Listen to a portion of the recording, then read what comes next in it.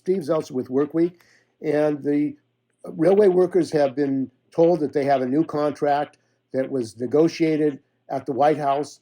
The Secretary of Labor, Marty Walsh, and the corporations and their unions, and this was last Friday. Apparently, they haven't gotten a copy of that language, but in any event, there is no strike as of yet. So we're talking with Gabe Christenson. He is a conductor, and also he is a co-chair of the Railway Workers United. So welcome to WorkWeek, Gabe. I'm glad to be here, Steve. So Gabe, why don't you talk about what happened at the White House? There was planning to be a strike. What happened there, and what's the situation today? So, like you said, we don't actually have an exact copy of the tentative agreement that was reached there. There's a vetting process that it has to go through and everything.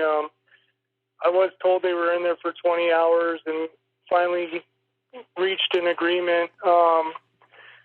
So there's not actually a lot I can speak on that until I have it in writing. You know what I mean?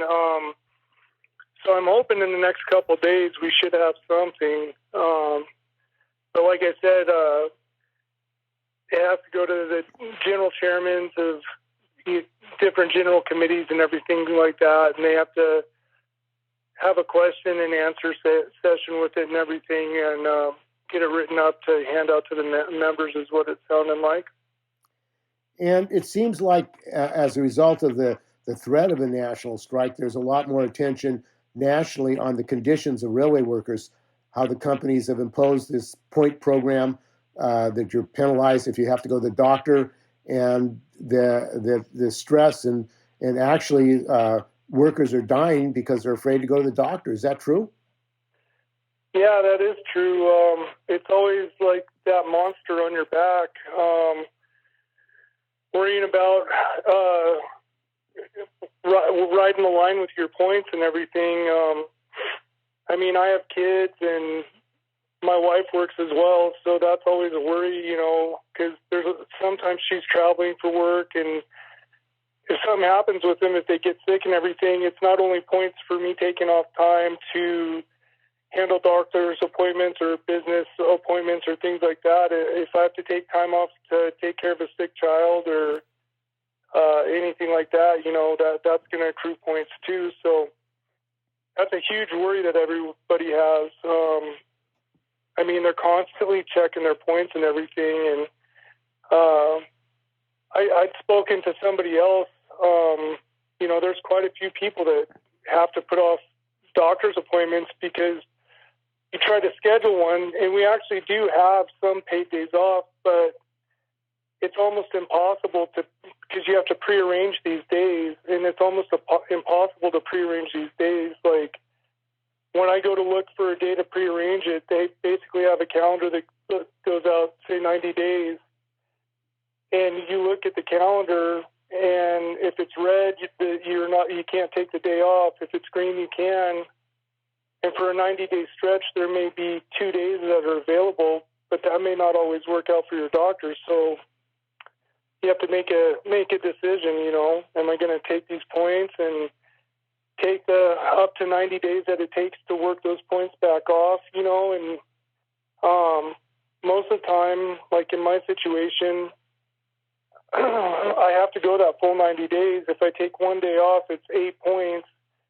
And then it takes me 90 days to get those 8 points off. So theoretically, if you go over 28 points, it triggers a discipline investigation. And it's like going to court where your union rep is basically your defending attorney. And but the judge is a company manager, and the charging officer is a company officer. So it's tough to get a win on that, you know, when it's stacked like that. So it's really stressful. Now, the National Railway Labor Act was put in place. Why don't you talk about the history of that? Because apparently it's being used to prevent the unions from having full democratic rights.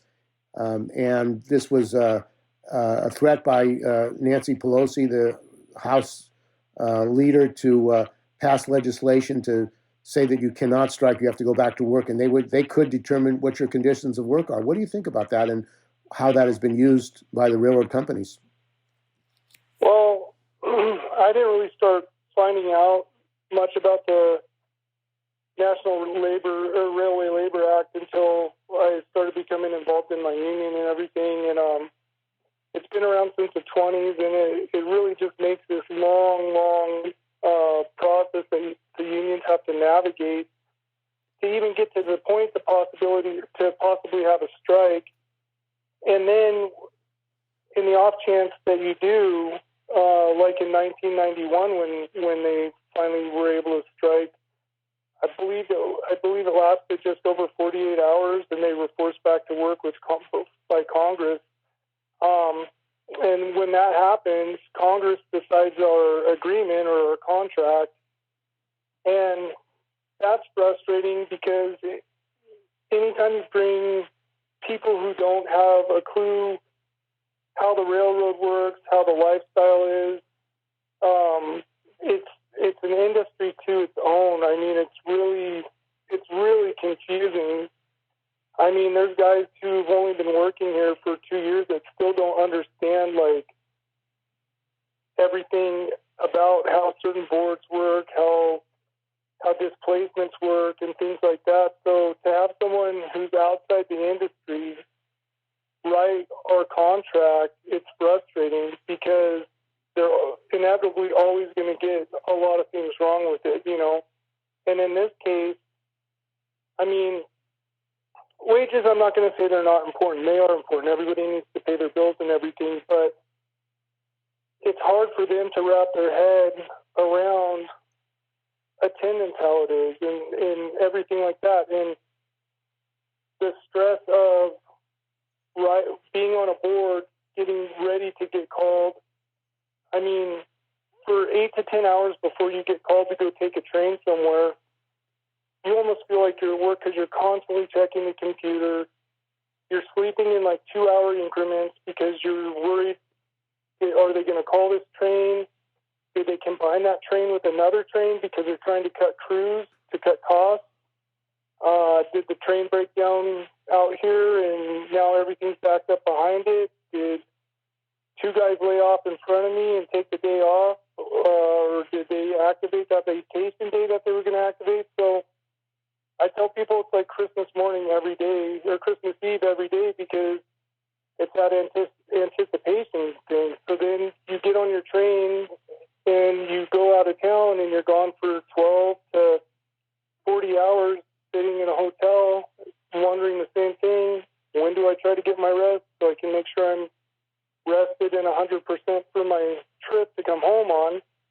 And then you never know how your trip coming home is going to be. So, I mean, just even trying to explain it to people who aren't doing it and aren't involved, you can tell them 100 times and they still won't get it. My wife's been with me for 18 years of being on the railroad, and she's like, I don't know what you're saying, but just, you know, she still has a hard time comprehending a lot of the things that go on. So, yeah, it's frustrating because they have no idea, but then they're tasked with writing our contract. So that's the most frustrating part. Well, there has been a lot more information in the media, the corporate media, about the conditions of railway workers, the stress. The Washington Post had a story about a railroad worker who was afraid to go to a doctor. He had some problems with his heart. He ended up having a heart attack. The Secretary of Transportation, Pete Buttigieg, what has he done? I mean, it seems like there's a systemic problem in the railroad industry that these companies are basically pushing railroad workers against the wall to unhealthy situation and a stressful situation and threatening the health and safety of the railroad workers and the public. I mean, support from our elected officials is a bit lacking. I was a little upset with our representatives in Nevada. I was hoping they would have stood up and put a message out supporting us. We had Bernie Sanders standing behind us. He delivered an excellent message, I thought. But I don't know if it's because we're getting closer and closer to the midterms and they're trying to focus their information elsewhere. But I feel at least that we're not getting the full support of the politicians that we should be. And this Railway Labor Act, do you think it's an act that should be repealed? Yeah, most definitely. I mean, our strongest tool for bargaining is being able to strike, and that's really hamstringed with the Railway Labor Act.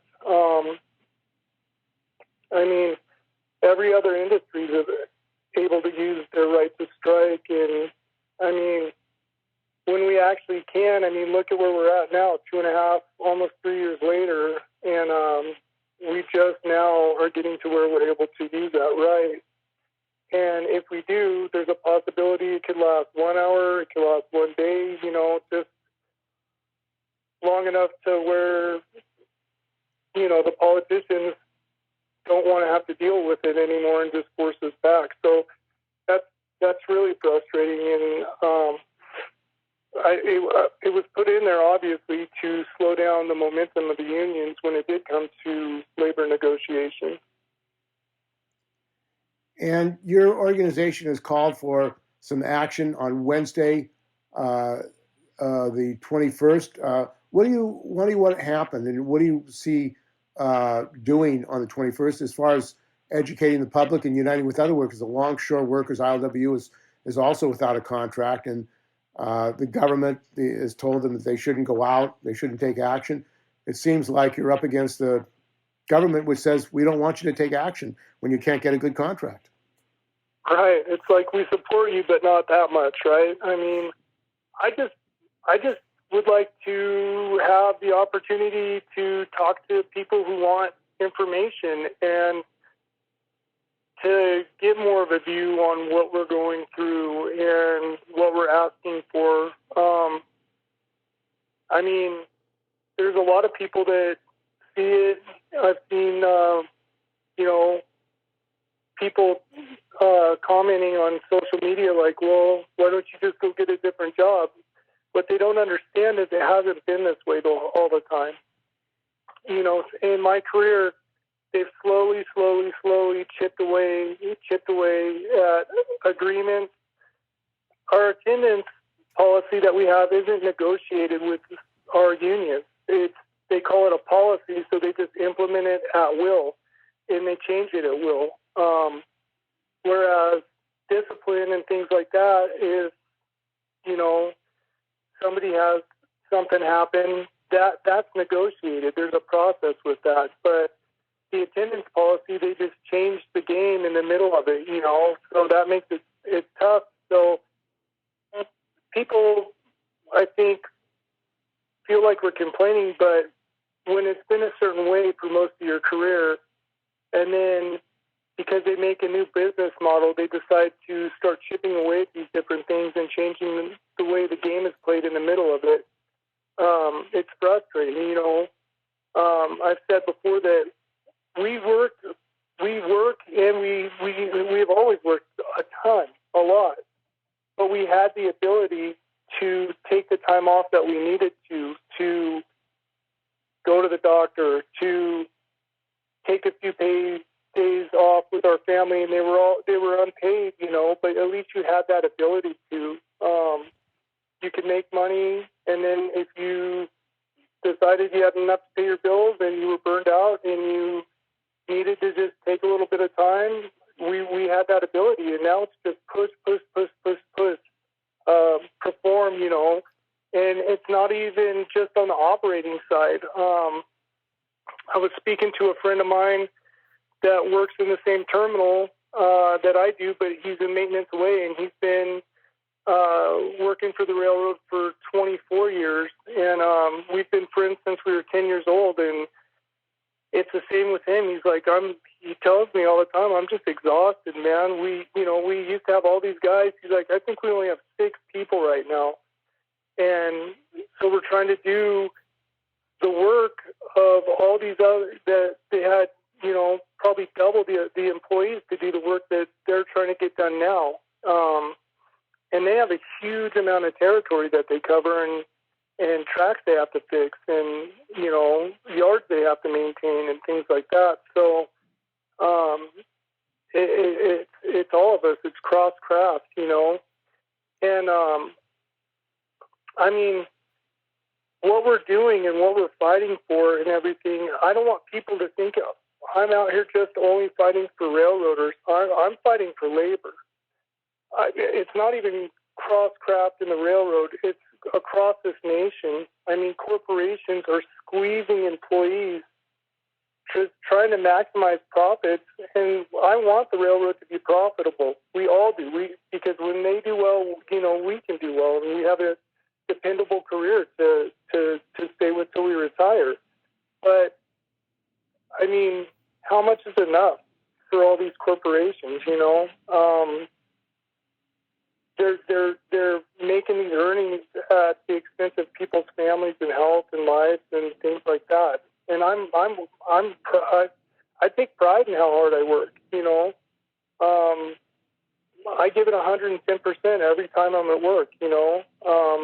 I want to be that guy that switches more cars than anybody else and gets more things done. Or if the train's broke down and we can't get it moving, I want to be that guy that gets that train moving. I take pride in my work. But we just want the company to, see us as people, we feel like equipment right now, It sounds like, but this is capitalism, and they want to make as much profits as they can. The owners are talking about Warren Buffett, one of the richest people in the world. Apparently, he's not rich enough. He wants to make more profit off his railroad, BNSF. You think that the railroad should be nationalized, that it should really be taken out of the hands of these profiteers? I really do. I mean, let's face it, look at all the headlines. How much a rail strike would affect the U.S. economy. It's not just a transportation company, right? It's a public utility. Basically, everywhere else in the world, the railroads are nationalized to some extent. And I mean, we've seen it with all the shippers that went to the STB hearings complaining about service due to PSR. And I mean, they're directly affecting inflation when they have subpar service. I look at Foster Farms, practically begging for the trains that they're paying companies to ship the grain to them in to feed their chickens and everything. I do, as a U.S. citizen and as a rail worker, I think it would probably be better, because then there would be I feel like it would make it more dependable. You know what I mean? They wouldn't delay trains because they're trying to cut crew costs or cut starts or things like that, or because they don't want to maintain a certain branch line or something where there's customers there who would really jump at the opportunity to have rail service. But, I mean, a carrier may not think it's going to have the amount of revenue that they want, so maybe they don't do it. I mean, we're the greenest way to ship large amounts of freight. So I'd like to see more shipping go to rail, but I don't think that with how tight everything is cut right now, as far as manpower and locomotives and things like that, I really question the ability of these carriers to take on more business. And that's disturbing, because we should always be trying to get new business. But if we don't have the resources and we're not going to be able to get them, because they're making the lifestyle harder, and if people are just not wanting to apply for the job, I mean, how can you grow your business, you know? So, I mean, I do think we should nationalize railroads. And we have a supply chain problem about goods that is added to the increase in inflation. The supply chain is affected by the railway industry, and the cutback in railroad employees. Are you saying that they're not hiring enough workers, and also workers don't want to work for the railways because of the kind of horrendous conditions you face on the railroads? Right, that's exactly it. When I hired out, there was a big, you know, they hadn't hired for a long time, and between the 3 days that they had hiring sessions, there was almost 1,000 people applying for the job. I think the last, you know, and that was for like 25 positions, I believe. We're having trouble getting 5 applicants, you know, that meet all the standards for hiring and everything like that. And this is from what the managers that I work under are telling me. They said they're trying to hire, but they're just not getting the applications in. And I think a lot of that is because people are hearing like how bad the lifestyle is. And the COVID pandemic, what was it like working in the railroad industry under pandemic conditions and people getting sick and fear of not only contaminating yourself but contaminating your family?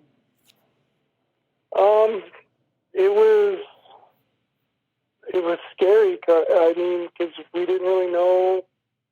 Nobody really knew much about this, and you know, we would have to try to fight to get you know, things to clean the locomotives. They put an order out that we would have to wear masks, but then you would have some people not wearing masks.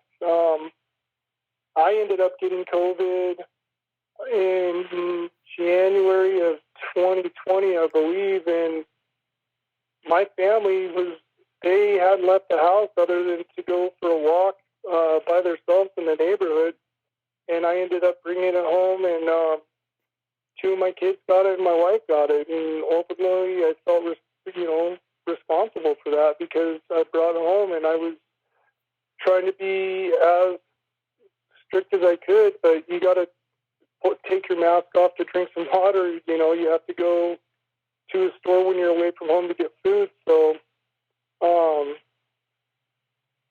I don't know. It was stressful, you know.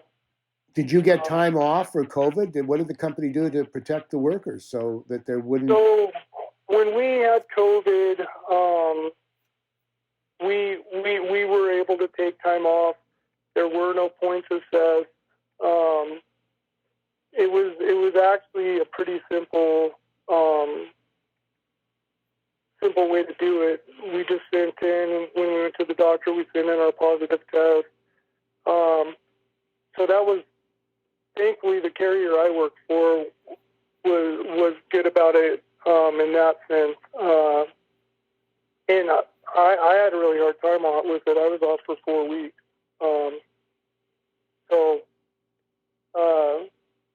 But, you know, I felt there was a lack of cleaning supplies.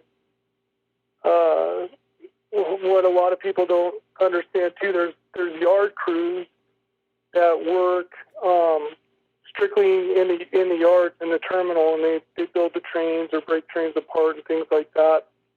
And they have really, really short lunch period for meals because we don't fall under OSHA standards and things like that for lunch periods. That's part of our agreements too, our contracts. So I was a little frustrated that they didn't have more time to be able to clean their eating areas and things like that. But slowly got a little bit better in that aspect. But that one thing I can say that as far as COVID, for when you actually did get sick, it wasn't like I was forced back to work, exactly at the 10-day mark or anything like that. But I mean, I think that a lot of workers in this country found out during this COVID crisis that they weren't worth that much, that they weren't, the companies did not take the effort to have them have PPE and have the education and training so they wouldn't get sick and wouldn't contaminate themselves and their families. Right. And it definitely was a fight to get a lot of that stuff. And I heard a lot of horror stories from a lot of other terminals that they were getting like no cleaning supplies, and people were having to scramble to try to find masks. I feel like it definitely could have been handled better in a lot of ways. And the issue of all these different unions, it's not only in rail, but in other industries, you have like different unions doing the same work or in the same industry. You formed your group, RWU, to kind of unite railway workers. What do you see in the future as far as a united railway working force? Because it seems like each union has a different contract, different procedures.